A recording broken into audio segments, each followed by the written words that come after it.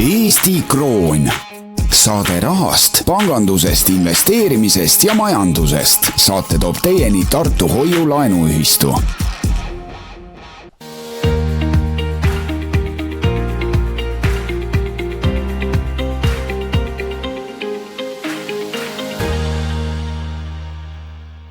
Tervitused kõikidele raadiokuulajatele, käes on jällegi esmaspäev, on Eesti Krooni saateaeg. Stuudios Andor Roos ja Maksim Romanovitš ning saate toob teieni Tartu Hoiu-laenuühistu ning saade rahast, pangandusest, investeerimist ja majandusest ja rahast saame rääkidagi, et kohe hea meel öelda, et võrreldes pärast viimast saadet on vähemalt minu tengelpung natuke paisunud, et on vahepeal juurde tulnud ühed väljamaksed või siis järjekordsed intressid tulnud, elektritakso kunagised võlakirjad maksavad ilusasti oma, kus siis mis see õige nimetus on, Andro, dividende või? Ei, intressi. Ja energiahunt ka maksis vahepeal, kuigi sul vist ei ole endal neid. Ja, energiahunti mul ei ole, et ma võin öelda, et ma olen see võlakirjade hunt, aga energiahunt ei ole. Aga jah, ja toobki selle juurde, et seda rõõmu, et järjekordselt saab võlakirju osta läbi Tartu Hoiu-laenuühistu, et on, ütleme siis, selline tore uudis, et kes tahavad minu kombel näha, kuidas tal tengelpung ikka aeg-ajalt paisub sinna, krabisevad sisse jookseb, siis selleks ei olegi muud vaja, kui ainult tulla Tartu Hoiu-laenuühistu liikmeks ning siis saab osaleda Eesti Ühistu Metsa OÜ võlakirjade pakkumises.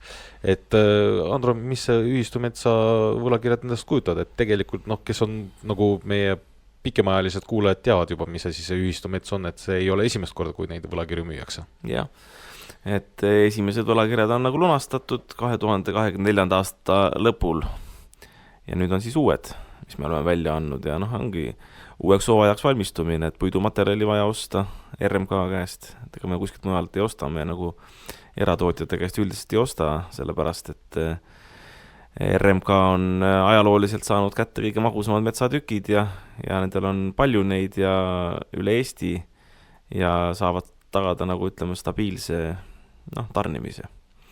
Ja praegu on just nagu see tarnimise aeg ja mõtlesime, et valmistume sügiseks, et ostame praegu hea hinnaga ära nagu toorpuidu sisse, kasepaberipuu ja siis on hea suvel teha halupuid veel juurde ja sügisel müüa siis.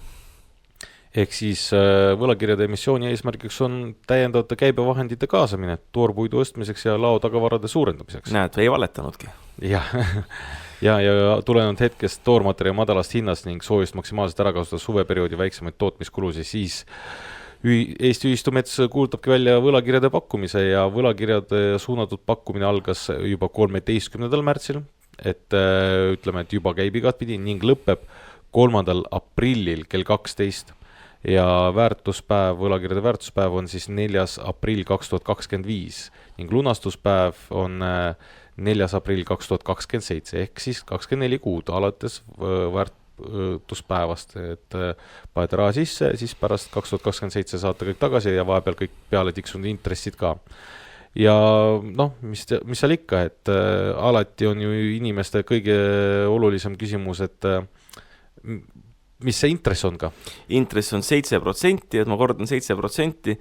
Tegelikult mina tahtsin panna 6,5%, aga juhatuse otsused olid juba valmis allkirjastatud ja teised juhatuse liikmed olid ära allkirjastanud ja siis ma otsustasin ka, et ma panen ka siis allkirja sinna ära, et tõmbame siis järgmistel emissioonidel intressi allapoole, nii et rõõmustage inimesed, et 7%-ga praegu saab. Et see on siis, ütleme, üle pika, või ütleme, see on see viimased 7-ga minejad pärast läheb juba langusesse, ja. Ehk siis kõik, mis krabisev on, et kõik tasuks siia praegu alla panna. Igatahes jah, ühe kupongi võlakirja nimeväärtus on, ehk siis müügihind on 100 eurot, ehk siis mida rohkem, nagu see kunagi reklaam oli, et mida rohkem annad, seda rohkem saad. Mida rohkem panustad, seda rohkem lõikad ja intressi makstakse välja kord kvartalis vastavalt intressimakse päevadele kokku siis 8 korda, ehk siis tingimused nagu ikka ühed ja samad, nagu meil on siin juba kombeks välja kujunenud, aga üks oluline aspekt on ka veel selle asja juures, et kui on selline väike kahtlus sees, et kas ikka tasub ja nii edasi, siis meie saate eetrisse mineku ajal või siis toimub kohvikus plaan B, siis kohtumine siis või nii-öelda Eesti Ühistumetsa võlakirjade infopäev, aga kõik, kes te ära kuulate, te kõik jõuate sinna ka, et esimene koosolek on siis kell 10, 24. märtsil ja siis kell 13.00.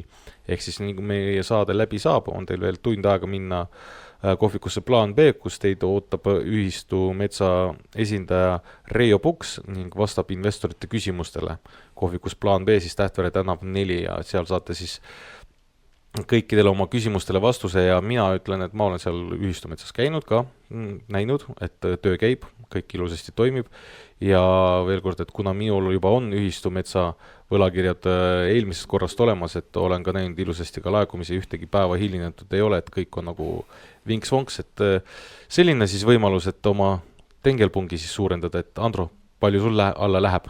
No ma pean vaatama jah, et selles mõttes, et äkki ikka midagi ostan, ma olen ikka 100 euro eest püüdnud kõike osta, et äkki 100 euro eest siis.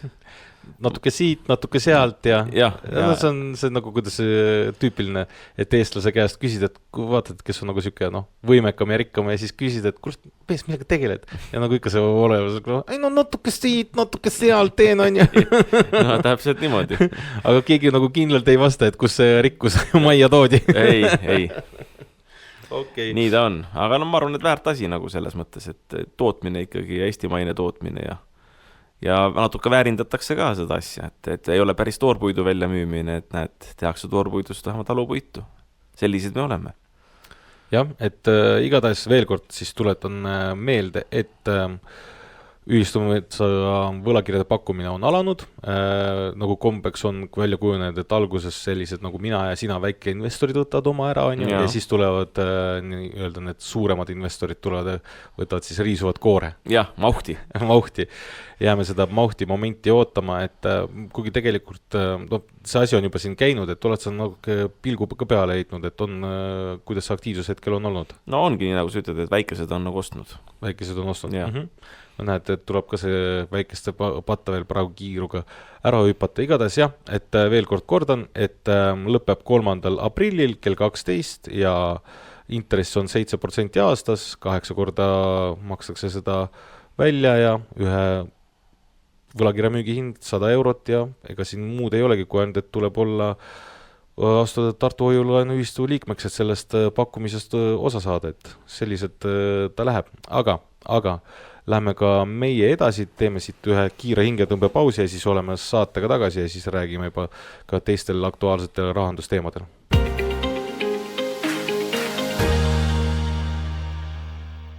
Oleme tagasi saatega Eesti Kroon, saade rahast pangust investeerimist ja majandus ning saate toob teinud Tartu Hoiulaenuühistu ning stuudios Andro Roos ja Maksim Romanovitš ja kui enne sai räägitud võlakirjadest, siis nüüd räägime hoopiski sellistest põletavamatel teemadel, et kuidas tengelpunkt peaks ka linnal paisuma, et ei saa märkimata jätta, et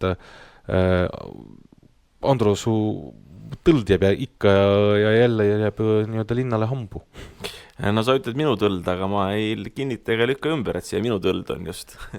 Aga küll on nagu see, et ma vahel sõidan sellega ja tõsi ta on, et seal näiteks minu eesnimi ja perekonnanimi on nagu peal numbrimärgina ja kampaaniat saab ka sellega teha, et ta on ka niisugune poliitiline tõld ja inimestele ikkagi meeldib nagu, sest vaata, kui inimestele ei meeldiks, siis nad ei võtaks ühendust minuga näiteks, kui midagi seal kadal toimetatakse ja nii et ma olen ääretult tänulik inimestele, et alati, kui midagi on toimetatud, kohe ma näen Messengeris on mingi teade jälle, et need ei ole isegi mu sõbralistis, et aga täiesti võõrad inimesed kirjutavad või nagu ma siin vist Keetris rääkisin, et isegi kohvikusse astuti sisse nagu enne kohviku tööaja algust ja siis öeldi, et näed, et vaata, et seal.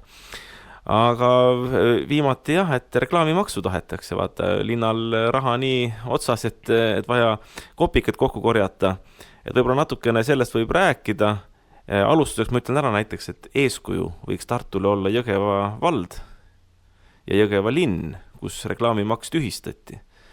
Et seal küll Isamaa on võimul, et ega me ei vaatagi nüüd erakondlikku kuuluvust ja midagi, Tartus on ka ju Isamaa koalitsioonis, et peaks ka võtma ja rääkima ikka juba täna Reformierakonna laugu pähe, et see reklaamimaks maha tõmmata.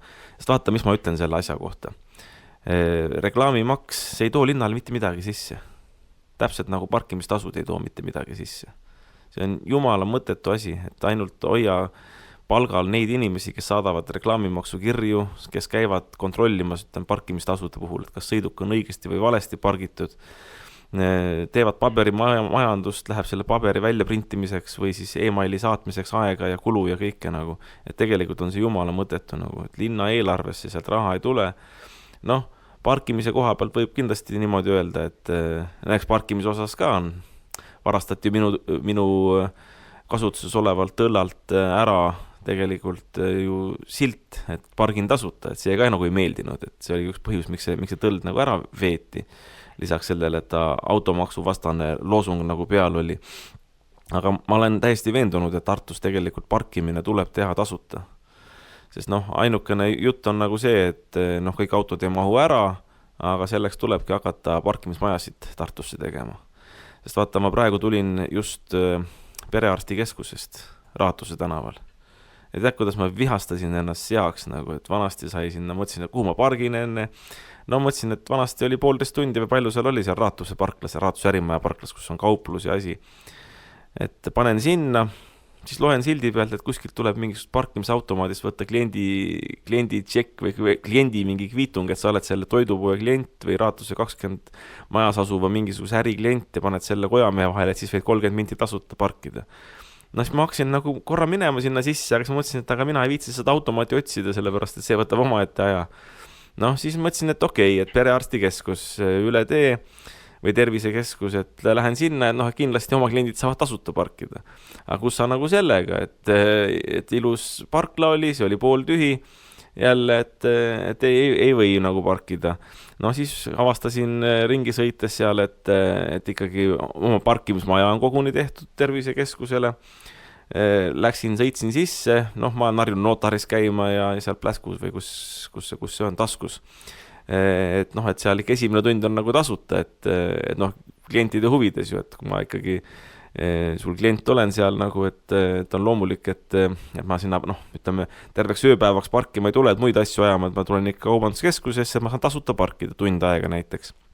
Et seal taskus ma saan, selle eest ma olen tänulik, see on väga, väga tore, väga hea korraldus, aga näed tervisekeskuse parkla kohe, et 1 euro esimesest sekundist.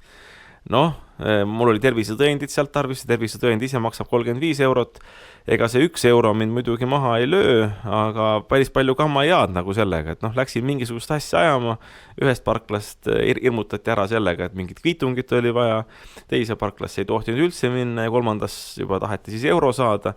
Mõtle, kui palju ma nagu seal keerutasin ja tiirutasin ja CO2 õhku paiskasin, nii et selle pika jutu kokkuvõtteks ma tahaks öelda, et ega siis mina ei ole ainuke loll, kuigi mine tea, võib-olla ma olen, aga kui mõni raadiokuulaja ennast ka ära tunneb, et ta on taolises situatsioonis, siis ma usun, et meid on nagu päris palju ja mõtle, kui palju asjatut segadusse nagu tekitab, et sa sõidad ühte parklasse, siis teise parklasse, siis tiirutad, keerutad seal linnas ringi, niigi tihe liiklus, lõpuks lähed sinna, aeg kulub, närvid kuluvad, mul mõõdeti vererõhku, pereõde küsiski, et miks sul siis natukene kõrgem on?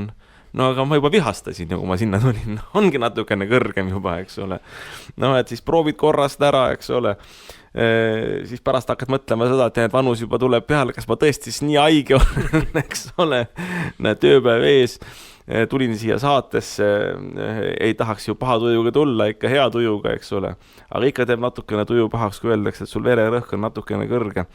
Kõik sellised asjad, nii et ma ütlen, et tegelikult parkimine peaks olema tasuta. Ja mitte isegi peaks olema, et parkimine peab olema tasuta, sellepärast, et inimese närvikava maksab ka midagi, liiklusrahu maksab ka midagi, turvalisus maksab ka midagi, lihtne ja ütleme selline sujuv asjaajamine maksab ka midagi ja linn peaks tegema parkimismajad.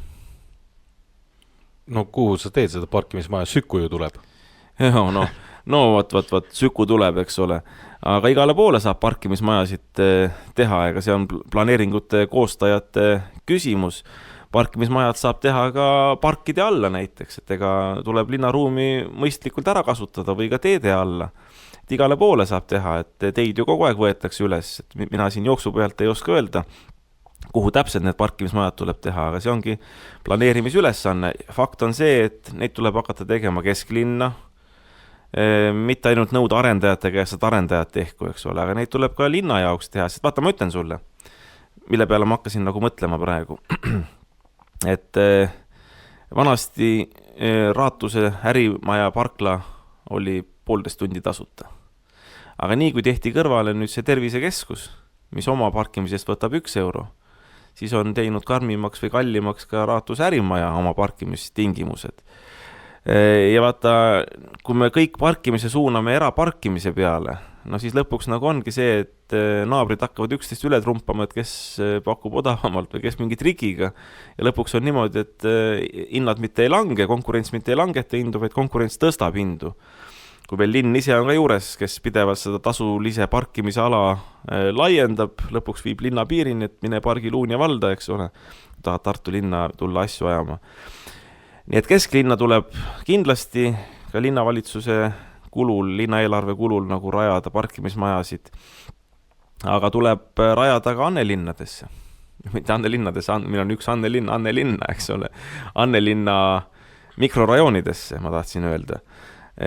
Ja noh, korteriühistud aidatakse, linn peakski aitama need korteriühistud, sellepärast, et ega linna ülesanne on luua selline turvaline elukeskkond ja neid sinna saab väga hästi luua, juba nõukogude ajal hakati ju pihta. No, mul tuleb maa alla. Tehakse mäekesed sinna, siuksed väikesed. See tuleb meelde küll ja mulle tuleb meelde, et vanasti vähemalt 90. algus olid ju mitmed parkimisplatsid, mis olid valvega parkimisplatsid, kuhu inimesed enda autosi ööseks tõid, et noh, need platsid on siiamaani alles, aga lihtsalt ei ole enam tara ees ja ei ole enam valveputkat. Ei ole valveputkat ja ma ütlen, et ega nende platsidega saab hiljem teha mida iganes, kui sa teed väikse mäekese või päris maa alla, sinna peale saab teha kas või inimestele, Annelinna inimestele kasvuhooned. No, see korteriühistu peaks ise seda hiljem tegema, see ei ole muidugi linna ülesanne, või teed lihtsalt pargi või mis iganes. Aga sealt on päris ilusad asjad võimalikud nagu saada, et ja osad korteriühistud ongi ju seda teinud selles suunas ja lihtsalt linn peab siin abikäe ulatama.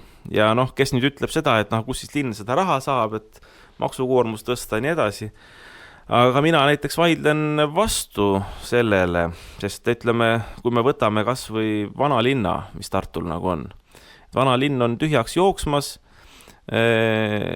seal ei ole mingisuguseid kinnisvaraarendusi ega asju, suuri, ei ole ka ärisid, kes tahaksid toimetada, ikkagi lähevad minema. Linnal on endal seal kinnisvara, aga vaata, kui sul rentnikud minema lähevad, ega ei ole väga hea, ega siis linn ka ei teeni midagi. Parem on see, kui äri käib, tegevus käib, siis on võimalik ka maksu saada, siis on töötajad, siis on võimalik üksikisiku tulumaksu osa saada linna eelarvesse. Ja teine asi on see, et tegelikult need vanalinna majad, osad, mis on pooltühjad, nendest on võimalik teha eluhooned arendajatel. Juhul, kui on olemas, noh, ütleme siis võimalus parkida. Täna seda võimalust vanalinnas ei ole, aga kui ikkagi ka vanalinna päris keskele planeerida korralikud sellised avalikud parkimismajad, siis on võimalik kokkulepped arendajatega, et näed, et linn tuleb vastu sellega, et võimaldab rohkem kortereid teha. Normaalsete suurustega korterid ja sellise arvu kortereid, et arendajal oleks ka mõtet hakata seda vana maja renoveerima ja et see hiljem kasumlikult maha müüa. Turutingimustel. Et tuleb siis linnal tulla vastu sellega, et need korterid rohkem saaks sinna plaanida, aga vastu arendaja teebki avalikud parkimismajad, mis oleks nii nende uute elanike jaoks kui ka linnarahva jaoks. Nii et kirikeset küla. Linn peab ka ikka hakkama natukene nagu ettevõtja mõtlema. Ja nüüd tulles tagasi minu selle vankri teema juurde, vaata ma ütlengi seda, et nagu sa Maksim ütlesid ühes siin saates, et kuule ole muret, et küll sul hakkab kirjutama, see on erinevad. No reklaamimaks kirjutab, linnavalitsus kirjutab. Siis kui ma vastu hakkasin puiklema, tegin Facebookis postituse, et Tartu otsib reklaamimaksu maksjat, sellepärast, et mina eitan, et mina nüüd oleks selle reklaamimaksu kohustuslane, sest linna enda määrus pealkirjaga reklaamimaks ütleb selgelt, et reklaamimaksu kohustuslane on reklaami paigaldaja. aga ma panen käe südamele ja piiblile ja kuhu iganes, mina ei ole seda reklaami sinna paigaldanud. Ja ma ka ei oska öelda, kes selle on paigaldanud. Et mul on pildid saadetud, et see on paigaldatud, aga ma ei oska öelda. Ja kes arvab seda, et ma lolli juttu ajan, tead, kohvikusse on nii palju inimesi, kohalikke inimesi toonud, see ongi kogukonna kohvik, on nõusid toonud, on moose toonud, kuuldavasti tahetakse mujale ka veel neid reklaami üles panna, on tuldud isegi mulle näitama, aga vaat selle inimese nime ma ei ütle, nagu kes viimati käis ja tahab ka üles panna kuhugile nagu reklaami, aga sellepärast, et ma arvan seda, et kogukonna asju reklaamida nagu, et seda inimest karistada reklaamimaksu maksmisega, et see oleks küll nagu totter. Ja vaata, siit me jõuamegi. Ja siis muidugi küsiti juba, et kus kassaaparaat on ja selle kohane märgukiri saadeti ja no ühesõnaga. Vaata, siit... ma nagu nägin nagu läbi vee, et Andro tuleb, kõik need... No tuleb, ei, no ja ma usun, et need ei jää veel viimaseks, eks ole. A point ongi ju tegelikult selles, kui me Eestis tahaksime või kas või Tartus tahaksime ettevõtlust käima tõmmata, ei ole vaja teha mingid igast ettevõtlusinkubaatoreid või ma ei tea, mis bürokraatia vähendamise töögruppe. Esimene 3 aastat peavad olema alustaval ettevõttelt täiesti bürokraatia vaba. Ei tule sulle Terviseamet, ei tule sulle Maksuamet ukse taha, ei tule sulle linnavalitsus, ei tule sulle mitte keegi. 3 aastat toimeta, tegutse. Heast usust eeldatakse, et sul on kõik korras, nii tervisekaitsenõuetega, nii maksuasjadega, nii reklaamiasjadega. Ei ole vaja lajatada ju kohe. Vaata, ma räägin ausalt, et kui selle kohvikut sai nagu üle võetud, esimene investeering, mis tuli teha, külmkapp tuli osta, lauad tulid osta, toolid tulid osta, noh, väga palju asju tuli osta, et see ikkagi läks mõned tuhanded ja noh, neid kulusid rohkem tõesti juurde ei ole vaja ja väga palju segadust on ka alguses ja niigi mõtlemist, et kuidas nagu teha niimoodi, et rohkem kliente tuleks ja noh, kas või seal menüüd kõpitseda teha, no ühesõnaga, et asja paremaks teha, mitte ei peaks suunama energiat selle peale, et hakata mõtlema, et kuule, kas mul ikka see luba on, teine luba ja kas see ja teine, noh, see kõik on ju ajakulu ja rahakulu ka loomulikult, nii et mina ütlen seda, et ainukene majandusprogramm, et kuidas väike ettevõtlust käima saada, ongi see, et 3 aastat ükski riigiasutus alustavat ettevõtjat toimetada ei tohi.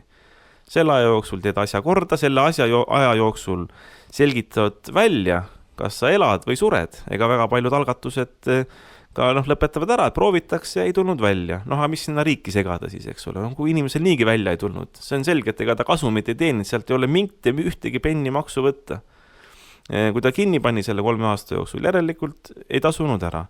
Aga kui pärast 3 aastat jääb elama, püsima, tuleb otsa kokku ja rohkem ka, no vaata, siis on tõesti nagu see, et peavad olema mingisugused minimaalsed nõuded, need tuleb ära täita ja loomulikult tuleb ka riigile maksu maksta. Ja ütleme niimoodi, et kas võid öelda, et selle plaan B kohviku tegemisega, et sa oled nagu ütleme natukene nagu ka varba kastnud sellisesse natuke teise ettevõtlusvormi ja käid kogu selle kadalippu läbi, et sa saad ütleme mingil määral, noh, elukool praegu tuleb. No jah, tuleb jah selles mõttes elukool, et tomatikasvatusega isegi nii palju ei ole, et seal ei ole nii palju bürokraatiat.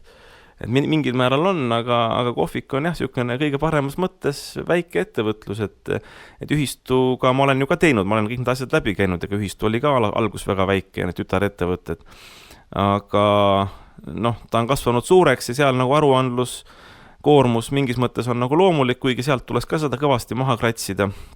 Et see on nagu ebaloomulik, aga ütleme selles mõttes ma olen nagu harjunud ja seal on mul nagu ka töötajad spetsiaalsed, kes siin selle aruandluste asjadega nagu tegelevad ja noh, ma ei ole tõesti aastaid enam puutunud igapäevaselt nagu nüüd otseselt mingisuguste ametnikega otsesuhtlusse, et ma suhtlen nagu poliitikutega ja ütleme kõrgemal tasandil, aga nüüd ma jah näen nagu seda väike ettevõtja poolt ka selgemini omal nahal. Selles mõttes selgemini ma nägin enne, aga omal nahal tunnen ka, et tõesti väga palju on ebamõistlikkust nagu. Ja teise koha pealt ma ütlen, et kas see võib natukene öelda, et seda tõlda natukene ikka, et noh, noh, kiusatakse, et vaadati, et ma saan aru, et vaata parkimise eest nad sul seda ikkagi raha sisse kasseerida ei saanud, sest sa jõudsid ära tõestada, et see ei ole auto, on ju. Et aga ta on sõiduk. Aga ta on sõiduk ja nii, et ja nii, nüüd on see, et okei, kui me sellega nagu ei saanud pihtide vahele võtta, siis võtame siis selle reklaamimaksuga pihtide vahele. Jah.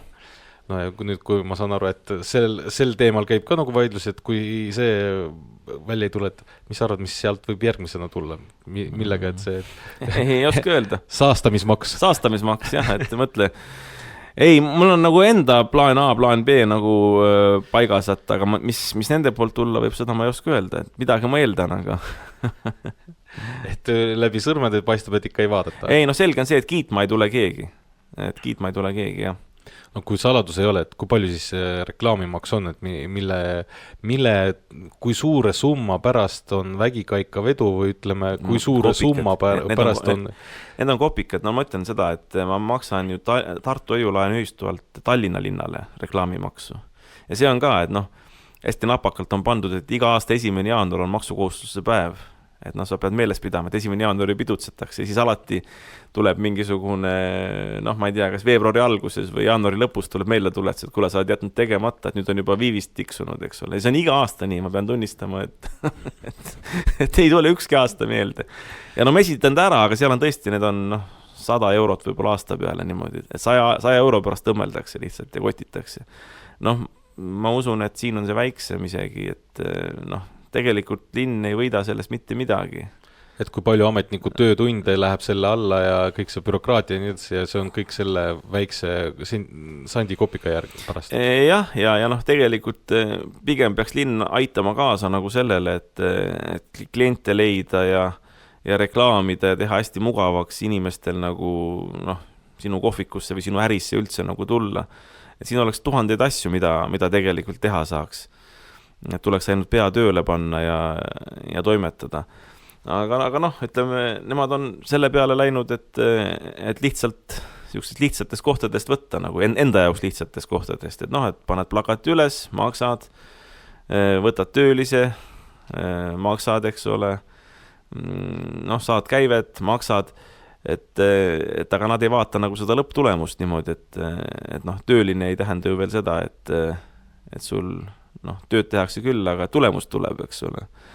Plakat ei tähenda ka seda veel, et sul üldse kliente tuleb. Sul plakat võib väljas olla, see võib väga ilus plakat olla, aga keegi ei tule, sest inimestel pole raha või ei ole aega või mis iganes, eks ole.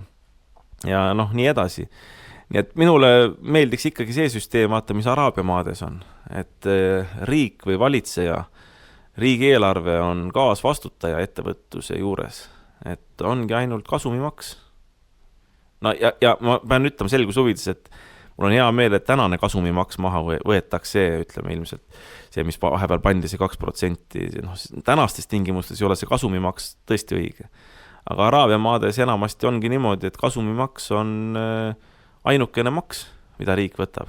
Ja vaata, siis on ta õiglane, kui sa ei maksa ei käibemaksusid, ei maksa sa palgamaksusid, ei midagi muud. Ainult maksadki kasumimaksu, vaata, siis ongi nagu see, et kas kasum on või kasum ei ole. Ja seal on ka nagu riigi kaasvastutus, et kui ta on teinud nii viletsa majanduskeskkonna, et ettevõtted kasumit ei teeni, ei ole võimalik eksportida, ei ole võimalik siseriiklikult midagi majandada, ei teki kasumit, siis ei saa ka riik midagi.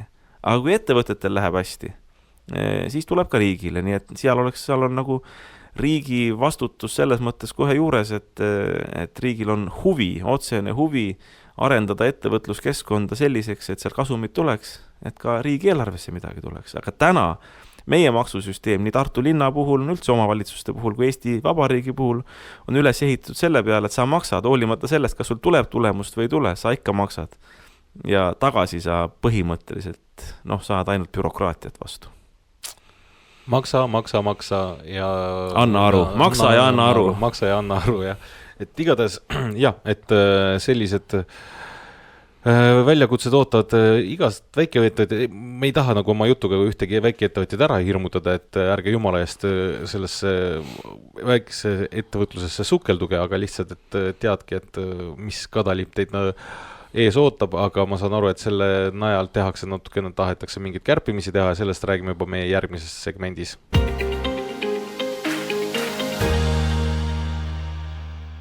oleme saatega tagasi, saade on Eesti Kroonsaade, rahast pangusse investeerimist ja majust ning saate toob teinud Tartu Hoiulaenuühistu ja mina, Maksim Romanovitš ja Andro Roos oleme siin stuudios just arutlemas, et kuidas siin see bürokraatia ikka igatpidi jääb hambusse ja seda nii palju nõutakse ja ükskõik millega sa tegelema ei hakka, oled sa suur asutus, väike asutus, et kõigega sellega peab tegelema. Aga ma saan aru, et mingid positiivseid samme hakkab ikkagi selles suhtes toimuma ja liikuma ja ühte sinu, ütleme siis, kui finantsasutuse pidaja arvamust on ka küsitud.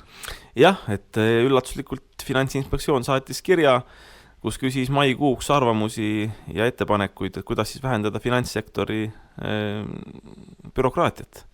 No ja ma saan aru, et see on juhindutud siis sellest üldisest kampaaniast, mille nüüd siin peaminister Kristen Michal on käima tõmmanud Elon Muski eeskujul Ameerika Ühendriikidest, et tuleks nagu riigi sektori ja üldse riigis olevat bürokraatiat nagu vähendada ja siis erinevad ametkonnad on käsud kätte saanud, Finantsinspektsioon sealhulgas, et siis turuosaliste käest küsida, et mida peaks tegema. Nii et selles mõttes muidugi on see samm õiges suunas, kuigi kui sa küsid minu isiklikku arvamust, siis ma arvan, et sealt tulemust ei tule.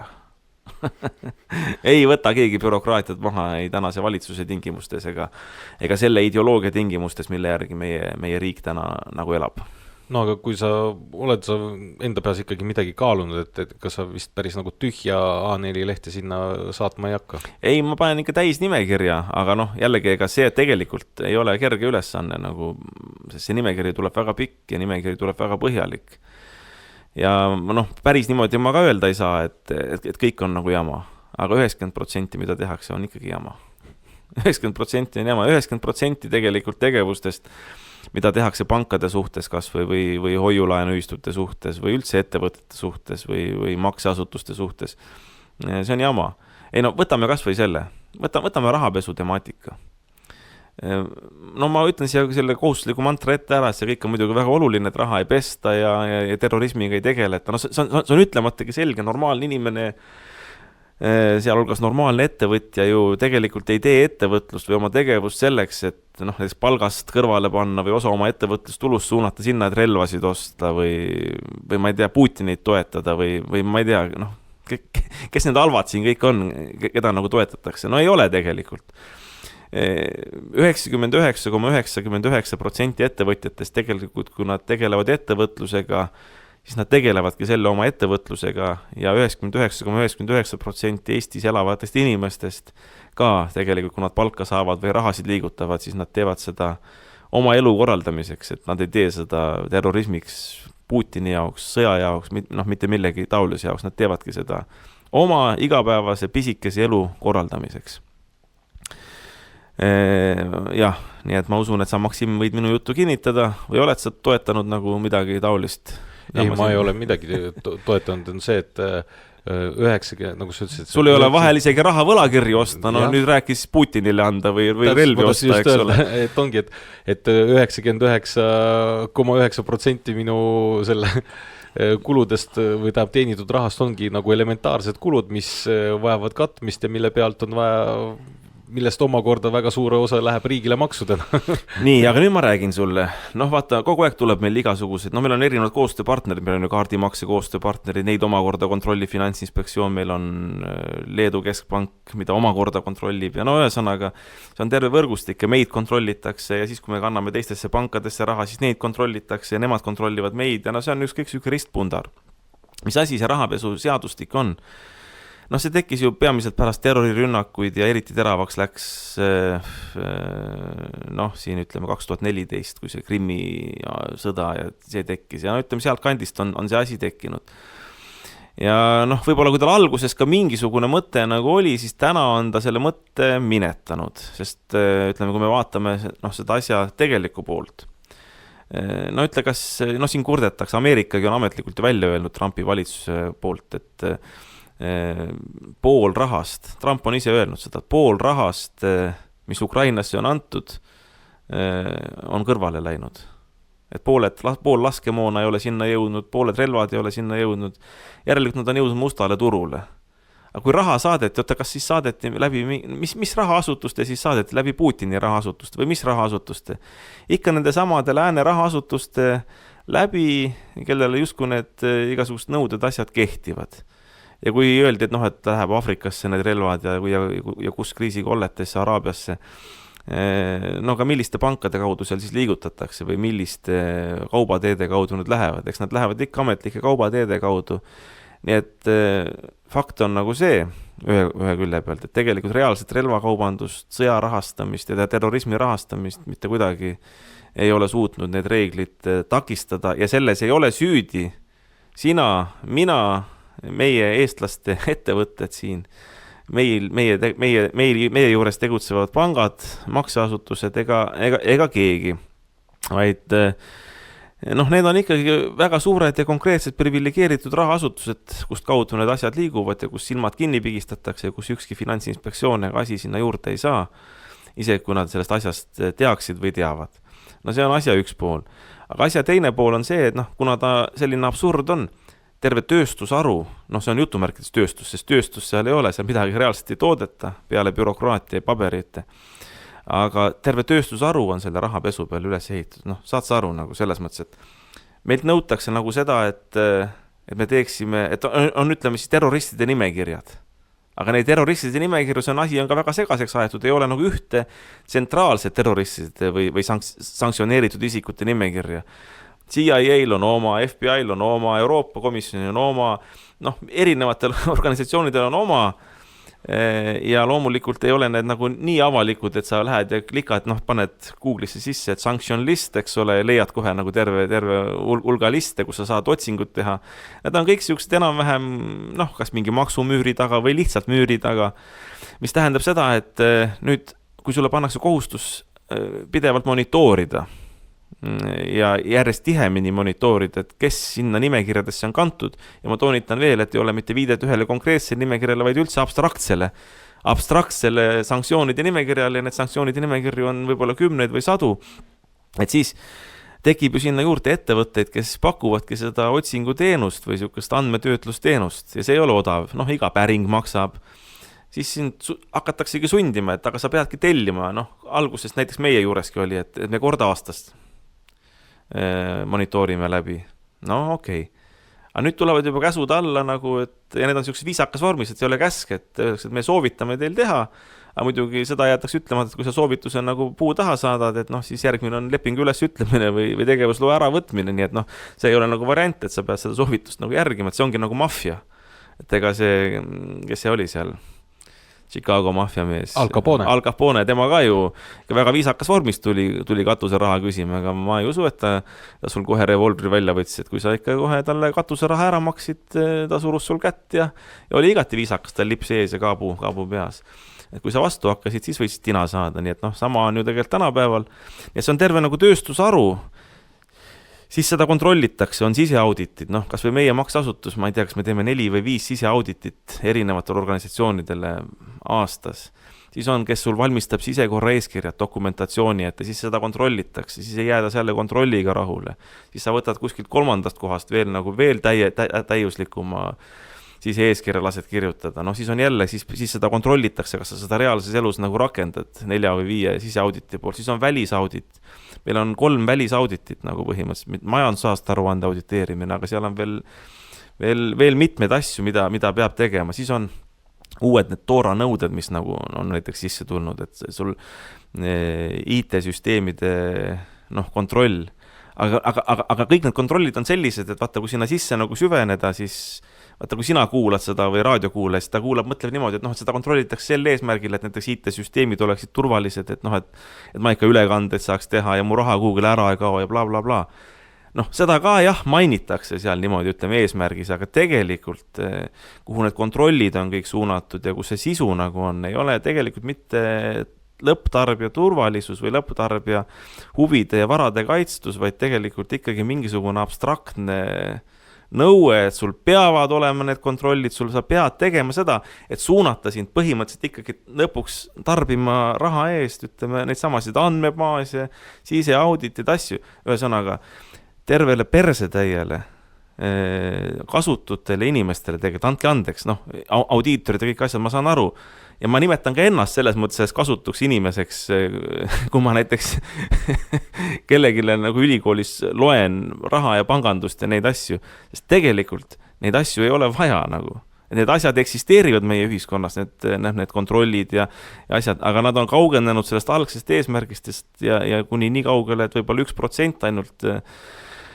neid reaaleluliselt oleks vaja, 99% ongi, kõik teenib seda eesmärki, et saaks aga pumbata välja rohkem raha ja kellele see asi suunataksegi lõpptarbijale, et lõpptarbija maksab selle kinni. Kusjuures samal ajal kasutatakse dumping-süsteemi. Ma olen siin rääkinud ju näiteks seda, et näiteks iga kaardimakse eest sina Maksim ei pea maksma ühisarveldustele midagi, aga ühisarveldused iga sinu makse eest peab maksma. Kui me nüüd tuleksime sinu juurde küsima, et kuule, et Maksim, et meie peame maksma, et maksa meile vähemalt see, mis meie käest küsitakse. Ta saadaks meid puu taha, ütleb niimoodi, aga Swedbank või SEB ei küsi seda. See tähendabki, Swedbank ja SEB on kasvanud nii suureks, et nemad kasseerivad sinu käest selliste teenustega selle oma kasumid sisse ära, mida sa mitte kuskilt mujalt sisse osta ei saa. Ja nüüd teevad sulle väikse soodustuse, ütleme kaardiga maksmisel, et sealt nad sinu käest ei küsi, et sealt võtavad väikese kahjumi sisse.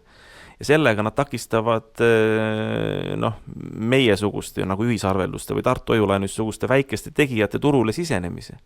Sest suuri asju me nagunii teha ei saa, me ei saa finantseerida ega seal kaubanduskeemides osaleda nagu suured pangad, ütleme, kui see on suured rahvusvahelised nafta liigutamised või kaupade liigutamised, sinna me ei saa.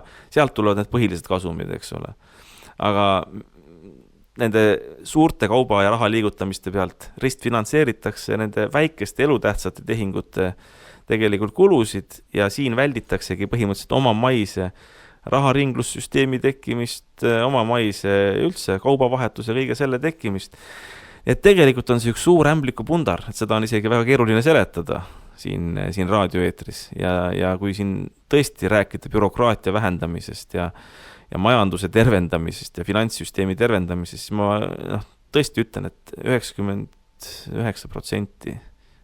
või 95 või 90 selles suurusjärgis protsenti kogu sellest bürokraatiast ja nõuetest tuleb maha võtta, sest nad ei teeni seda eesmärki, et need tegevused oleksid lõpptarbija jaoks turvalised ja soodsad. Ja põhiline on see, et lõpptarbija on see, kes selle nagu nii pulli kinni maksab. Lõpptarbija maksab pulli kinni. Ja, aga meie tahame, et maksaksite, kui kasutada nii metafooriliselt, nagu me siin oleme praegu just rääkinud, et metafooriliselt maksaksite kinni sellise pulli, kus Tartu ühistu mets saaks Eesti ühistu mets saaks täiendavaid käibevahendeid kaasamaks toorpuidu ostmist ja laotagavarade suurendamiseks ja ehk siis ostke palun Eesti ühistu metsa võlakirju läbi Tartu Hoiulaenuühistu, aga erinevad sellest pullist, kus riik teilt kogu aeg sisse kaseerib, on see, et ühistu mets tahab hoopiski 8 korda teile teha intressi väljamakseid ja intressi 7% nendel võlakirjadel ja veel kord tuletan meelde, et võlakirjade märkimine kestab siis 3. aprillini, on teil aega mõelda ja kui te tahate kohtuda Reijo Puksiga, kes on siis Eesti ühistu metsa juhatuse liige ja tema käest natuke täiendavat infot, siis veel täna, kohe pärast seda saadet Kohvikus Plaan B Tähtvere tänav 4 on Reijo Puks kella 1 valmis teie küsimustele vastama, nii et kohtumiseni juba Kohvikus Plaan B ja aitäh kõikidele kuulajatele ja kes kohvikusse ei tule, siis kohtume juba järgmisel nädalal. Kohtumiseni.